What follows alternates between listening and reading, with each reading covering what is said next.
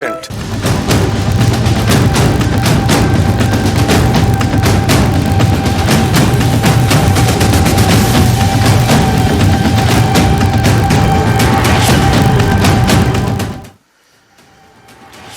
আমি বিশ্ব মজুমদার। শুরু করছি সোজা সাপটা। এটা সেপ্টেম্বর, সেটাও ছিল 1 সেপ্টেম্বর। আজ থেকে ঠিক 109 বছর আগে সেই সেপ্টেম্বরেও চিকিৎসকদের আন্দোলনে উত্তাল হয়েছিল বাংলা। তখন অবশ্য দেশ স্বাধীন হয়নি। ব্রিটিশ ভারতে সেটাই ছিল ডাক্তারদের প্রথম ধর্মঘট। সালটা 1915। সেপ্টেম্বর মাস, প্রথম বিশ্বযুদ্ধ চলছে। বিভিন্ন জায়গায় যুদ্ধে আহত সৈন্যদের জাহাজে করে কলকাতায় নিয়ে আসা হচ্ছে চিকিৎসার জন্য। অথচ শহরে তখন চিকিৎসার সেভাবে কোনো ব্যবস্থা নেই। রোগীর পরিবারের হাতে চিকিৎসকদের আক্রান্ত হওয়ার ঘটনা তখন রোজকার বিষয়। বারবার অভিযোগ জানিয়েও কিছু লাভ হতো না। নিরাপত্তা ছিল না, বেতনও ভালো ছিল না। প্রতিবাদে ব্রিটিশ সরকারের বিরুদ্ধে আন্দোলনের ডাক দেন চিকিৎসকরা। 7 দিন চলেছিল সেই স্ট্রাইক। ধর্মঘটি ডাক্তাররা স্লোগান দিয়েছিলেন, যুদ্ধের সময় ছুটিতে গেছে সরকার। 1915, 1983, 2019, 2024 বারবার চিকিৎসকদের আন্দোলন দেখেছে এই রাজ্য। কখনো মুখ্যমন্ত্রীর কুর্সিতে জ্যোতি বসু, কখনো মমতা বন্দ্যোপাধ্যায়। আরজি করের খুন ধর্ষণকে কেন্দ্র করে প্রায় 1.5 মাস ধরে চলেছে চিকিৎসকদের আন্দোলন।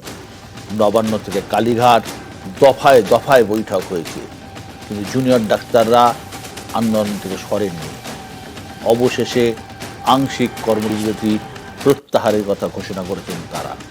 অর্থাৎ ইমার্জেন্সিতে যোগ দেবেন, কিন্তু আউটডোরে রোগী দেখবেন না। রাজ্য জুড়ে যখন বন্যা পরিস্থিতি, তখন এই কর্মবিরতিতে কার ভালো হচ্ছে সে প্রশ্ন অনেকেই তুলছেন। এ নিয়েই আমাদের আজকের আলোচনা। আর এই আলোচনা আজকে যারা আছেন, প্রথমে পরিচয় করিয়ে দিই। আমার একদম বাঁদিকে রয়েছেন তৃণমূল কংগ্রেসের পক্ষে অরূপ চক্রবর্তী। সিপিআইএম এর যিনি আছেন, তিনি এখন এসে পৌঁছননি, আসছেন। পাশে রয়েছেন জগন্নাথ চট্টোপাধ্যায়, বিজেপির পক্ষে। তার পাশে রয়েছেন ত্রিনেশ মণ্ডল, আন্দোলনকারী জুনিয়র চিকিৎসক। আর ঠিক তার পাশে রয়েছেন বিশিষ্ট চিকিৎসক ডক্টর মৌলি মাধব ঘটক। আমি শুরু করব ত্রিনেশকে দিয়েই। ত্রিনেশ, শেষ পর্যন্ত রফাসূত্র মিলেছে। আপনাদের আন্দোলন, আংশিক কর্মবিরতি আপনারা তুলে নিয়েছেন, অবস্থান তুলে নিয়েছেন, কিন্তু এই আংশিক তুলে নেওয়া বিষয়টা ঠিক কি?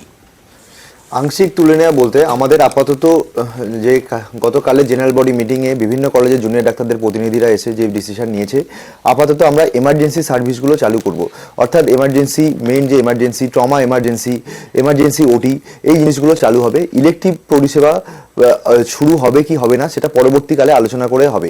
এবং প্রত্যেকটা কলেজ আপাতত আজকে আমাদের যে কর্মবিরতি, যে প্রথম থেকে কাজে ফেরার যে বার্তা ছিল কালকের প্রেস মিটে, সেই প্রেস মিট আজকের যে আমাদের মিছিল হলো, সেই মিছিল সিজিও কমপ্লেক্স অভিযান হলো। তারপর প্রত্যেকটা কলেজের প্রতিনিধিরা তাদের নিজেদের কলেজে ফিরে যাবে। নিজেদের কলেজে গিয়ে তাদের বাকি জুনিয়র ডাক্তারদের সাথে আলোচনা করবে এবং ঠিক ডিসাইড করবে যে কোন কোন জিনিসগুলো তাদের শুধু করা অবিলম্বে প্রয়োজন। সেই অনুযায়ী তারা শুরু করবে কাজ। এবং পরবর্তীকালে আমরা আশা করব যে তদন্তের অগ্রগতি যেভাবে হবে সেটা পজিটিভ দিকেই এগোবে এবং আমরা আস্তে আস্তে পুরোপুরি কাজে ফিরতে পারবো, এই আশা রাখবো। সিরিয়াস, আপনি আমাকে একটা খোলাখুলি কথা বলুন। আপনারা ডাক্তার, আপনারা এই আংশিক এমার্জেন্সি দেখবেন, অন্য কিছু দেখবেন না, আউটডোর দেখবেন না, এই যে আংশিক বিষয়টা কি সত্যি কি সম্ভব? রোগীরা তো সব সময় রোগী, তার চিকিৎসক হিসেবে কি মনে হয় না যে এটা আপনার? প্লাস হচ্ছে একটা জিনিস, আপনারা তো একটা চাকরি করছেন প্রত্যেকেই, তো যারা হাউস স্টাফ হয় বা ইন্টার্ন হয় বা যারা জুনিয়র ডাক্তার, যারা তাদের জুনিয়র ডাক্তার বলা হয়, মণিবত বাবু আপনি আমাকে শুধরে দেবেন যদি ভুল বলে থাকি, তাই তো একটা রোস্টার থাকে।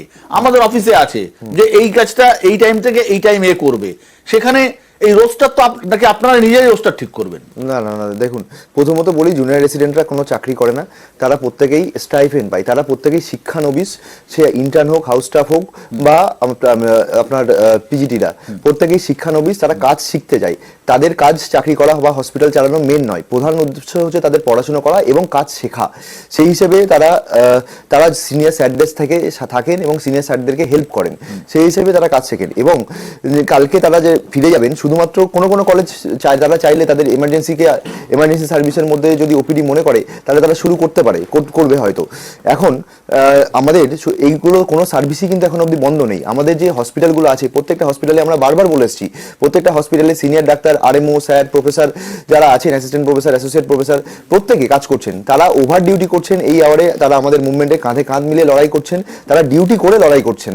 আমরা যেমন মাঠে পড়ে থেকে লড়াই করছি, রাস্তায় পড়ে থেকে, ধর্ণা মঞ্চে পড়ে থেকে লড়াই করছি, তারা তেমন তাদের কর্মক্ষেত্রে কাজ করে পেশেন্ট দেখে তাদের আমাদের আন্দোলনের সাথে আছেন। তো কোনো পরিষেবা এখন অবধি বন্ধ নেই। জুনিয়র ডাক্তাররা তারা ফিরবে, তারা এমার্জেন্সি পরিষেবা চালু রাখবে এবং আমরা চাইবো যে সরকারের সাথে আমাদের যে আলোচনা হয়েছে সেটা ফলপ্রসূ হবে এবং কলেজে যে সেফটি সিকিউরিটির কথা সরকার প্রতিশ্রুতি দিয়েছে, সেই প্রতিশ্রুতিগুলো খুব দ্রুত ফলপ্রসূ হবে এবং প্রয়োগ করা হবে হসপিটালগুলোতে। তারপরে আমরা পুরোপুরি কাজে ফেরা যায় কিনা সেই বিষয়ে আলোচনা করে দেখব। মৌলি মাধববাবু, আপনি অত্যন্ত সিনিয়র ডাক্তার, আপনি নিজে আরজি করে স্টুডেন্ট ছিলেন। এই যে এই ঘটনার শুরু থেকেই আপনারা জুনিয়রদের পাশে, এই নিয়ে কোনো সন্দেহ নেই, কিন্তু এখন কি মনে হয় না এই ডাক্তারদের ওরা তুলে নিয়েছেন? খুব ভালো একটা বিষয় যে একটা এই পুজোর মুখে এবং সব মিলিয়ে এই যে পরিস্থিতি বাংলার, এখন একটা পজিটিভ বার্তা গেছে যে এনাদের পুরো কাজে ফেরা উচিত। আপনি কি মনে করেন?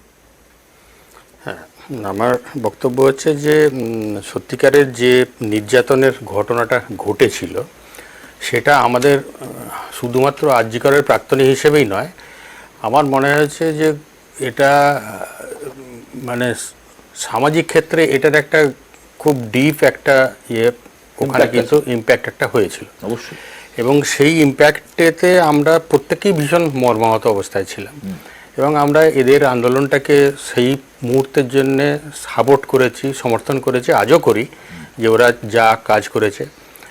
কিন্তু কথা হচ্ছে যে এখানে প্রশ্নটা আর একটা জায়গায়, যে আজকে সিনিয়র চিকিৎসকরা যারা আছেন, এই যে যেটা বললো দীনেশ যেটা বললো যে assistant professor, associate professor, head of the department plus অন্যান্য আরএমও, ক্লিনিক্যাল টিউটর, এই প্রত্যেকে যে অমানসিক পরিশ্রমটা করে যাচ্ছে। কারণ আমরা জানি আমাদের এই যে মেডিকেল কলেজগুলোতে একটা দিনে প্রায় প্রতিদিনই যে আউটডোর পেশেন্ট হয়, সে আউটডোর পেশেন্টের সংখ্যা নিয়ারলি 300 থেকে 700, 800, 900 পর্যন্ত হয় একটা ডিপার্টমেন্টে, যেগুলো মেজর ডিপার্টমেন্ট। এবং সেখানে এই যে হিউজ নাম্বার অফ একটা পপুলেশনকে সেখানে ক্যাটার করতে হয়, সেইটাতে শুধুমাত্র সিনিয়র ডক্টররা কিন্তু পুরোপুরি সক্ষম নন এই নাম্বার অফ পিপলকে হ্যান্ডেল করতে, ওপিডিতে। তো সেই ক্ষেত্রে আমার মনে হয় যে এই যে একটা জাস্টিস আমরা খানিকটা হলো একটা এসেছে, সেটা আজকে মানে ধরুন আমি এখানে একটি ছোট্ট ইতিহাস বলবো 1 মিনিটের, যে আমরা যখন আরজি করে পড়তাম তখনও এই ধরনের অনেকগুলো আন্দোলন হয়েছিল, ঠিক আছে। আমি 83 থেকে 83 ব্যাচ, ইয়েস 83 ব্যাচ মানে সে বিখ্যাত আন্দোলন জ্যোতিবাবু যে আন্দোলনে আপনাদের সম্ভবত এই আন্দোলন শুরু হয়েছিল, আমার যতদূর মনে পড়ছে টানা প্রায় 7-8 মাস এই আন্দোলনটা ছিল এবং পুলিশ দিয়ে পিটিয়ে তোলা হয়েছিল আন্দোলন। হ্যাঁ, এক্স্যাক্টলি, আমি ওইটাই বলতে চাইছি যে 83-তে আমাদের ওখানে একটা স্ট্রাকচারাল প্রবলেম হয়। স্ট্রাকচারাল মানে একটা বিল্ডিং, সেটা বহুদিন আগেকার বিল্ডিং, সেইটা বিল্ডিংটা ধসে একজন আমাদের স্টুডেন্ট নিচে ফল হয়, তার পড়ার পরে তার স্পাইনে ইনজুরি হয়, সেইটাকে কেন্দ্র করে আমাদের সেই সময় আন্দোলনটা শুরু হয়েছিল। এবং সেই আন্দোলনে অনশন আন্দোলন রাজপথে আমরা সবাই মানে আমাদের আরজিকর থেকে এসপ্ল্যানেড পর্যন্ত বিরাট বড় মিছিল রিপিটেডলি এবং বহু কিছু হয়েছে। কিন্তু একটা জিনিস হচ্ছে যে সেই সময়তে আমরা আজকে গভর্নমেন্ট যেভাবে শেষ পর্যন্ত প্রথম দিকে হয়তো তারা কিছুটা ওয়েট করছিলেন, টাইম গুনছিলেন, কিন্তু তো সেই যে টাইম গোনা সেটাকেও আমরা কিন্তু যৌথভাবে সামগ্রিকভাবে বলেছি এটা ঠিক হচ্ছে না, ইমিডিয়েটলি এটাকে ঠিক করা দরকার। এবং কিন্তু ওই সময়তে আমরা সরকারের কাছ থেকে যে অমানবিক ব্যবহারটা পেয়েছিলাম এবং আমাদের স্টুডেন্টদেরকে মারধর থেকে হুমকি থেকে আরম্ভ করে যা কিছু না ওই সময়তে করানো হয়েছিল। তো আজকে তারপরে একটা সময়তে জ্যোতিবাবুর সঙ্গে একটা আমাদের ইয়ে হয়, মানে আমাদের কয়েকজন মিলে রিপ্রেজেন্টেটিভ গিয়ে ওনার সঙ্গে একটা মিটিং হয়। মিটিং হওয়ার পর মোটামুটি একটা জায়গাটা ঠান্ডা হয়েছিল। আজকে এইখানে আমরা কি দেখলাম যে আজকে 42 দিন আন্দোলনটা হলো, এই বাচ্চাগুলো ছোট ছোট ছেলেমেয়েরা এবং তার সঙ্গে সোসাইটির বহু মানুষ তারা একসঙ্গে এগিয়ে এসে এই আন্দোলনটা করলো। কিন্তু 83-র পুনরাবৃত্তি হয়নি, এটা একটা বিষয়। এইটা ব্যাপার আছে যে 83-তে আমরা যে ব্যবহারটা পেয়েছিলাম এবং তখন আমাদের সঙ্গে সোসাইটির আর কেউ ছিল কিন্তু আসেনি। আমি একটা ছোট্ট আমি আপনার মনে আছে কিনা জানি না, আমি একটা ছোট্ট আমি নিয়েই এসেছি যে মিটিংটা আপনাদের সাথে জ্যোতিবাবুর হয়েছিল, সেই মিটিংয়ে জ্যোতিবাবু যখন আপনারা ঘরে ঢুকেছিলেন, জ্যোতিবাবু বললেন যে আপনারা বলেছিলেন যে আপনারা মানুষের দাবি নিয়ে এসেছেন, রোগীদের দাবি নিয়ে এসেছেন, ওগুলো মেনে নিন, স্ট্রাইক তুলে নেব। জ্যোতিবাবু বলেছিলেন মানুষের দাবি আপনাদের কাছ থেকে শিখব। আপনারা বলেছিলেন যে না, আমরা তো ডাক্তার চিকিৎসা করি, রোগীদের চিকিৎসা করি, তো পরিবেশ চাইছি। জ্যোতিবাবু বলেছিলেন স্ট্রাইক তুলুন, পরে ভাববো, সীমা ছাড়াচ্ছেন, বিপদে পড়বেন, আমার কথা শেষ, আমার আর একটা মিটিং আছে। এবং তার পরের দিনই শোনা গিয়েছিল যে ন্যাশনাল মেডিকেল কলেজে প্রথমবার আক্রমণ নেমে আসে ডাক্তারদের উপরে। আক্রমণ নামে এবং আমাদের বহু স্টুডেন্ট হাউস স্টাফকে লালবাজারে ভরা হয়েছিল। একটা দিনের জন্য পুরোপুরি লালবাজারের লকআপে আমাদের থাকতে হয়েছিল, একটা গ্রুপ অফ আমাদের যারা আন্দোলনকারী ছিলাম।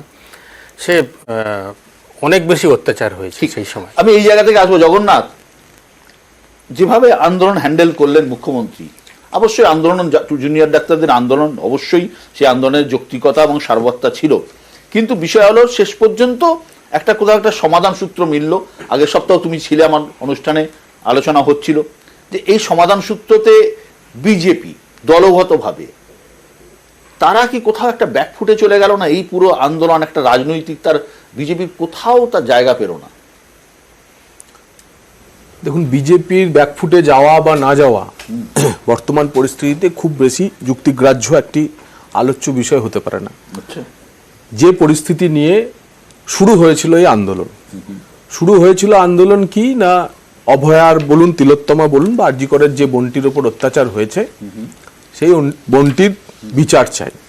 সেই বিচার দিতে গিয়ে শেষ পর্যন্ত এর 360 ডিগ্রি যদি কেউ দেখে থাকেন সেটা হচ্ছেন সুপ্রিম কোর্টের 3 সদস্যের জাজ। কারণ আমরা বাকি সব পার্ট যা যা দেখছি, প্রকাশ্যে যা যা হচ্ছে, কিন্তু সিবিআই স্ট্যাটাস রিপোর্ট আমাদের হাতে কারো কাছে নেই, যেটা একমাত্র এই 3 জাজই পড়েছেন। একদম। তো এই 3 জাজ পড়ার পরে তাদের যে অবজারভেশন ছিল যে ডাক্তারদের, তারা বলেছিলেন যে তোমরা এবার কর্মবিরতি তুলে ধীরে ধীরে কাজে ফেরো। আর তার সঙ্গে তার যে ডেলিভারেশন ইত্যাদি চলেছে, আমরা সেটা বারে বারে দেখেছি। এই ডাক্তারদের আন্দোলন নিয়ে গত 2011 সাল থেকে 2024 পর্যন্ত 13-14 বছরে প্রথমবার মমতা বন্দ্যোপাধ্যায় পিছু হটলেন। তার যা স্বভাবসিদ্ধ ভঙ্গিমা, সেই জায়গা থেকে পিছু হটলেন। নমনীয় মমতা বন্দ্যোপাধ্যায়কে দেখা গেল এবং মমতা বন্দ্যোপাধ্যায় ডাক্তারদের সামনে মাথা নোয়ালেন। কারণ ডাক্তাররা এই আন্দোলন থেকে নিয়ে সোশ্যাল মিডিয়ায় নানা রকমের তর্ক চলছে যে চেয়েছিলেন অপসারণ, দিলেন পদোন্নতি ইত্যাদিতে, সিপি সম্পর্কিত নানা বিষয় নিয়ে, কিন্তু আমি তার মধ্যে যেতে চাইছি না। এই ডাক্তাররা, জুনিয়র ডাক্তাররা তাদের আন্দোলনে যা অ্যাচিভ করেছে গত 13-14 বছরে, প্রধান সারি কোনো প্রধান রাজনৈতিক দলগুলি আন্দোলন করে তা অ্যাচিভ করতে কখনো পারেনি। মমতা বন্দ্যোপাধ্যায়ের কাছ থেকে দাবি আদায়ের ক্ষেত্রে কেন পেরেছে ডাক্তাররা? তার কারণ হচ্ছে রাজনৈতিক ছিল। 1000-2000 ডাক্তার রাজপথে রাত জাগছে, সেটা কারণ না।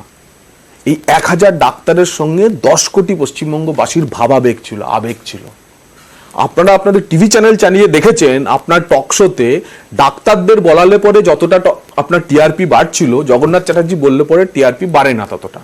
তার কারণ হচ্ছে মানুষ মনে করছে আমার বাড়ির ছেলে, আমার বাড়ির মেয়েটির উপর এই অত্যাচার হয়েছে, আমি এদের সঙ্গে থাকব। ডাক্তারদের যেটা যে রেসপন্সিবলি যেটা হ্যান্ডেল করতে হতো, যাতে দল মত এবং রং নির্বিশেষে এই আন্দোলনকে ওরা রক্ষা করতে পারে, সংরক্ষণ দিতে পারে। তাহলে আপনি বলছেন যে জগন্নাথ, আপনি বলছেন যে এই আন্দোলন হ্যান্ডেল করার ক্ষেত্রে মমতা বন্দ্যোপাধ্যায় 100% সফল? না, আমি মমতা বন্দ্যোপাধ্যায়ের সাফল্য বিশ্লেষণ করতে এখানে বসিনি। আমি দেখছি ডাক্তাররা কি নিয়ে এলো। ডাক্তাররা নিয়ে এলো, তারা সিপিকে সরাতে পেরেছে, তারা ডিসি নর্থকে সরাতে পেরেছে, তারা ডিএমই কে সরাতে পেরেছে, তারা স্বাস্থ্য ভবন সাফাই অভিযান যে শুরু করতে পেরেছে, ডিএইচএস কে সরাতে পেরেছে, তারা যে স্বাস্থ্য ভবন সাফাই অভিযান শুরু করতে পেরেছে, মমতা বন্দ্যোপাধ্যায়ের ধাতে নেই কি মমতা বন্দ্যোপাধ্যায় মানে এই দাবি পূরণের ক্ষেত্রে মমতা বন্দ্যোপাধ্যায়ের কাছে ডিএ বকেয়া আছে, মমতা বন্দ্যোপাধ্যায়ের কাছে আরো অনেক কর্মচারীদের, রাজনৈতিক দলের নানা ধরনের দাবি আছে। কিন্তু এই যে ডাক্তারদের আন্দোলনের সঙ্গে 10 কোটি মানুষের ভাবাবেগ, এবং মমতা বন্দ্যোপাধ্যায় দিনের পর দিন যখন দেখছেন যে তিনি আস্তে আস্তে তার স্পেস কমে যাচ্ছে, তিনি বাধ্য হয়েছেন তাদের কাছে মাথা নোয়া। ফলে অভূতপূর্ব অ্যাচিভমেন্ট ডাক্তারদের এই মুভমেন্ট, এবং এর প্রতিটি পদক্ষেপে আমাদের অন্ততপক্ষে সমর্থন থাকে। অরূপ চক্রবর্তী, আপনাকে বলি যে এই যে চিকিৎসকদের এই আন্দোলন,